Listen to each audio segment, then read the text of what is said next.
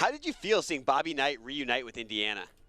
Wow, I kind of was taken aback because I was asking myself, wait, at the end here, is he going to get to win yet again? Bobby Knight is going to get to be winning gets you everything, even here as he descends into old age, because it felt like Indiana welcomed back a conquering hero all of us know to have been a really dark and violent jerk throughout his playing career. We've known this about him nationally for a long time. And then he comes out yesterday to an applause where he's never been apologetic for having one of the worst resumes you will ever find from a leader. I don't mean to disparage a legend. I'm just saying, you look at that resume and the applause was disproportionate to some of the things that would not be abided in today's basketball.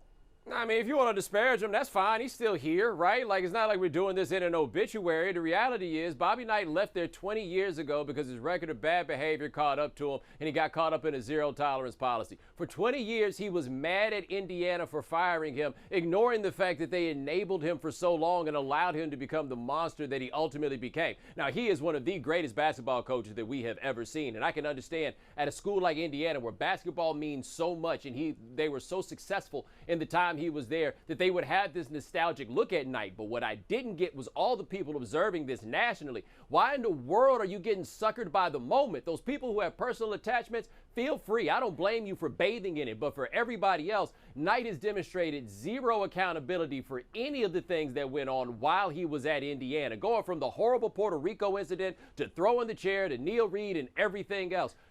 They can love him. We don't have to. So why do we pretend like we have to? Well, I think it's because a lot of people don't care about those incidences. When they were happening, frankly, you get up in arms because it's something to be excited about, but I'm not sure that the people who are affected by those issues, by and large, the American public cares about their dignity or protection in any way. And Dan, to your point, you said that winning cures everything. Like, that was obvious. It shouldn't have been news to you. Did you see Russell Wilson's hair over the weekend? You can, as long as you're good at something, you can get away with just about anything. But, dog, here's the thing, man. They didn't really do no winning after 1992, right? Like, what we think of as what Indiana basketball is supposed to be, it has not been in 30 years. And part of that probably has to do with the fact that Bobby Knight got to stick around there too long. Like, love what he provided. Remember this, man.